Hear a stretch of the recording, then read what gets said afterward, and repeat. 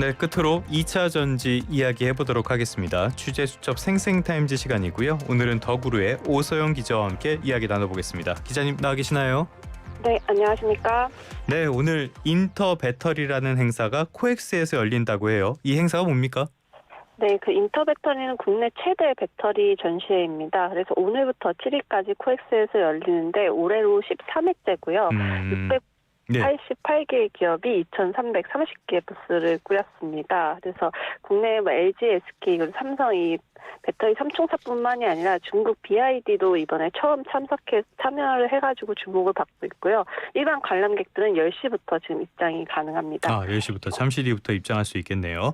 2차 전지 배터리 산업 이야기하면은 요즘에 참 좋은 이야기 하기가 어려워요. 상황도 어렵고 업황도 어려운데 트럼프까지 있어갖고 굉장히 어려운 상황. 그렇기 때문에 이런 신기술을 조금 더 주목해볼 필요는 있어 보이는데 주목해야 할 제품 어떤 게 있을까요?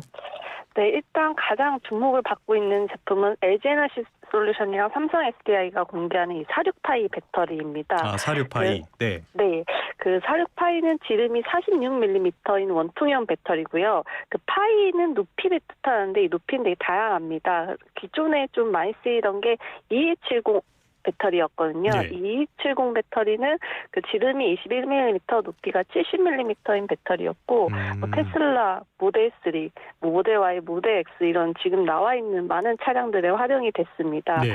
그렇다면 이 46파이 배터리는 어떤 차이점이 있냐? 당연히 이제 크기가 달라지잖아요. 그래서 크기가 더 커지기 때문에 당연히 더 많은 에너지를 저장할 수 있고요. 네, 그게 에너지 밀도도 좀 향상이 되고 출력도 좋아져서 차세대 배터리다 이렇게 주목을 받고 있습니다. 크기를 키우는 게 차세대 배터리다. 그냥 키우면 안 되는 겁니까? 이게 어려운 일입니까? 네, 아무래도 그 에너지 저장 용량 더 많은 용량을 저장을 하려다 보면 이게 안정성 측면에서도 좀 더 그 살펴봐야 할 부분들이 있고요. 네, 그리고 좀 더 튼튼한 내구성도 갖춰야 되고 그렇기 때문에 뭐 이게 좀 신기술이다 이렇게 볼 수가 있습니다. 알겠습니다. 말씀해주신 46파이 이번에 처음 등장한 제품은 아니잖아요. 네, 테슬라가 2022년 배터리데이에서 처음 공개를 했습니다. 그때 당시 공개했던 거는 4680 배터리인데요. 이게 지름이 46mm고 높이가 80mm인 배터리입니다. 그래서 이 머스크가 이 4680 배터리를 갖고 나오면서 이 신차에 앞으로 탑재하겠다 이렇게 발표를 해서 그 배터리 업계에 큰 주목을 받았었고요. 이때부터 46파이 배터리에 대한 개발이 본격화됐습니다.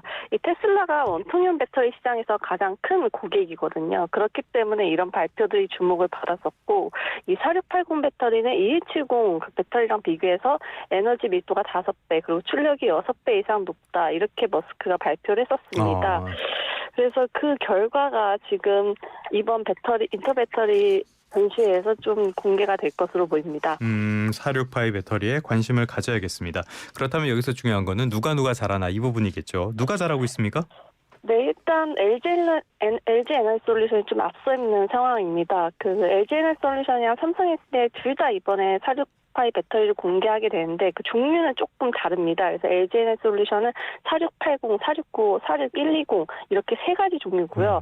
삼성 SDI는 여기에 좀 한 종이 더 추가돼서 46100 배터리입니다. 그래서 왜 이게 LG는 3종이고 삼성은 4종이냐 이렇게 좀 보실 수 있을 것 같아서 저도 좀 확인을 해봤는데 이게 3종만 개발했다 이런 뜻은 아니고요. 이 파이라는 거는 다양할 수 있습니다. 네네. 고객사별로 원하는 스펙이 다르기 때문에 그만큼 다양한 스펙의 제품들을 내놓을 것으로 보이고 다만 이 양산과 고객사 확보 측면에서는 확실히 LG가 위에 있는 상황입니다. 그래서 LG 에너지 솔루션이 국내 옥창 공장에서 이 46파이 배터리 생산 라인을 깔았고 작년부터 양산한다 이런 이야기가 나왔었는데 이제 곧 대량 양산을 들어갈 것으로 보이고요. 그리고 고객사 측면에서도 리비안이랑 이미 계약을 했고 메르세데스 벤츠랑도 계약을 했습니다. 그래서 이름에 2026년부터 그리고 벤츠 같은 경우에는 28년 1월부터 납품할 예정이고요. 그리고 삼성 SDI는 작년 인터 배터리 때도 이 46파이 배터리 모형을 공개하긴 했는데 이 올해 양산 목표다라고까지만 나오고 구체적인 양산 로드맵이나 아니면 고객사 확보에 대한 이야기는 나오지 않았었습니다. 그래서 이번 인터 배터리 때 그 많은 사장님들이 또 오셔가지고 지금 기자들 질의응답을 받고 있기 때문에 네. 최준선 사장님, 삼성 SDI 최준선 사장님도 오시고 그 김동명 LG에너지솔루션 사장도 오시거든요. 그래서 이 46파이 사업에 대한 구체적인 로드맵을 좀 공개하지 않을까 싶습니다. 그러니까 46파이라고 해도 그 종류는 뭐 그렇게까지 중요한 건 아니고 양산 능력 그리고 고객 확보 이런 것들이 더 중요한데 이 부분에서는 LG 에너지솔루션이 앞서가고 있다. 이렇게 이해를 하면 되는 거죠? 네, 맞습니다. 알겠습니다. 말씀해 주신 삼성 SDI의 최주선 사장님. 이분은 삼성 SDI를 이끌게 된 이후에 처음으로 인터배터리 등판하게 된다고요? 네, 맞습니다. 그 최수훈 사장님은 원래 그 삼성전자에서 메모리 반도체 사업을 좀 하셨었고, 아하. 그리고 원래 삼성 디스플레이를 거쳐서 이번 작년 말 인사에서 삼성 SDI 사장으로 부임을 하셨습니다. 그래서 기술통으로 알려진 인물이고요. SDI 내부에서도 이미 배터리 전문가다라고 불릴 정도로 좀 기술에 빠삭하신 분입니다. 제가 작년 초에 CES에서 만났을 때 그 디스플레이 업계에 이번 화두를 소개하면서 그 스케치북을 꺼내가지고 IM5Q라는 그림을 직접 그려서 설명을 해주셨거든요. 그래서 올해도 뭔가 퍼포먼스를 보여주시지 않을까 이런 좀 기대를 하고 있습니다. 근데 이 IM 파인큐가 뭡니까? 무슨 뜻이에요? 네, 그 삼성 디스플레이의 대표적으로 주력할 사업을 대표 글자를 따서 소개한 겁니다. 그래서 IT 부분에서 어떤 걸 주력할지 그리고 QD도 하고 있잖아요. 그래서 예. QD에서 또 어떤 걸 할지 이런 폴더블에서 어떤 걸 할지 이런 그 앞글자를 따가지고 하나하나 그때 설명을 해주셨습니다. QD라면은 퀀텀 닷 이쪽? 네, 양자 맞습니다. 디스플레이? 네, 예. 네, 맞습니다. 알겠습니다. 경영자는 쇼맨십도 중요하죠. 다시 키워드로 돌아와 보도록 하겠습니다. 첫 번째로 46파이 짚어주셨고요. 두 번째는 어떤 겁니까? 네, 바로 미드니켈입니다. 미드니켈. 예. 네, 미드니켈 배터리는 그 양극재의 원재료 중 하나인 니켈 비중이 50%에서 70% 상당에 해당하는 배터리입니다. 이 니켈 함량을 높이면 장점과 단점이 두 가지가 있는데요. 뭐 장점 같은 경우는 에너지 밀도를 늘릴 수 있지만 단점은 당연히 니켈이 희귀금속이기 때문에 비싸지겠죠. 네, 값이 비쌉니다. 그래서 이 장점을 좀 취하면서도 단점을 어떻게 해결할까 해서 고민해서 나온 배터리가 바로 이 미드니켈 배터리고요. 특히 이번에 SK온이 고전압 미드니켈 배터리 개발을 마쳐서 인터배터리에서 공개하겠다라고 발표를 했습니다. 그래서 경쟁사들이랑 좀 다르게 좀 차별화된 기술들을 적용했다라고 이야기를 했는데요. 그 기술을 보면 먼저 이제 그 배터리 충전점을 하게 되면 그 전해액이 변질이 됩니다. 그래서 산화될 수 있는데 이를 좀 막기 위해서 보호막을 형성하는 첨가제를 개발해서 적용을 했다고 하고요. 그리고 이 양극이 전해액이랑 만나면서 또 여러 화학 반응이 일어나고 이 과정에서 손상이 될 수 있는데요. 이 부분도 이제 방지를 하고자 단결정 활물질을 적용을 했습니다. 그래서 한마디로 얘기하면 좀 더 오래 쓸 수 있고 더 효율적이고 더 안전한 미드니켈 배터리를 내놓았다라고 얘기를 했고요. 지금 이거는 아직은 양산 단계는 아니고 그 고객사랑 좀 이야기를 해서 양산 시점을 논의하는 그런 단계입니다. 그러니까 이 미드니켈 하면은 가격은 다소 저렴하면서도 성능이 좋은 그런 배터리. 그러니까 가성비가 좋은 배터리라고도 볼 수가 있겠는데 지금까지 우리나라는 가성비보단 성능, 중국은 성능보단 가성비 이런 이미지가 있었잖아요. 이젠 그것도 아닌가 봐요. 네, 이 캐즘이 본격적으로 시작이 되면서 우리나라는 고급화 전략을 취했고 예전엔 중국 배터리 같은 가성비 전략을 취했던 그런 전략의 경계들이 지금 점점 사라지고 있습니다.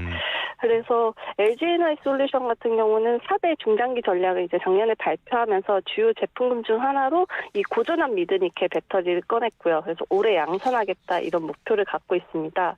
그리고 삼성 SDI도 이 가성비 높은 배터리를 내놓기 위해서 그 mangan 비율을 높인 그 각형 미드니켈 MXX 제품을 선보였거든요. 그래서 중국에 이어서 우리나라까지 이렇게 그 가성비 배터리 시장에 진입을 하면서 이 시장에서도 경쟁이 굉장히 치열해질 것으로 보입니다. 가성비 시장에서도 경쟁이 치열해진다. 자, 지금까지는 배터리 그 제품 셀 자체에 대한 이야기를 해봤고요. 소재 기업들도 이번 행사에 많이 참여할 것 같은데 누가 참석합니까? 네, 포스코 퓨처엠이랑 에코프로 그리고 고려아연 그리고 롯데화학사 3사 이런 배터리 소재 기업들이 이번 인터배터리에 참여합니다.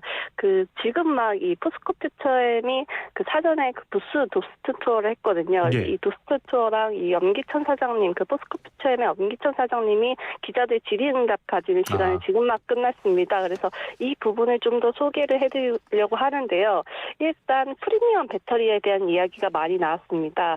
지금 차세대 배터리로 얘기 나오는 나오는 게 전고체 배터리잖아요. 그렇죠. 그래서 예. 액체 전해질을 고체를 써가지고 좀 더 안정성을 강화하고 성능도 강한 배터리인데 이 전고체 배터리 상용화 시기에 대해서 2027년 말쯤에 이제 셀 업체들이 얘기를 하고 있기 때문에 이 시기에 맞춰서 준비를 하고 있다. 이렇게 좀 포스코피체엠에서도 얘기를 했고요.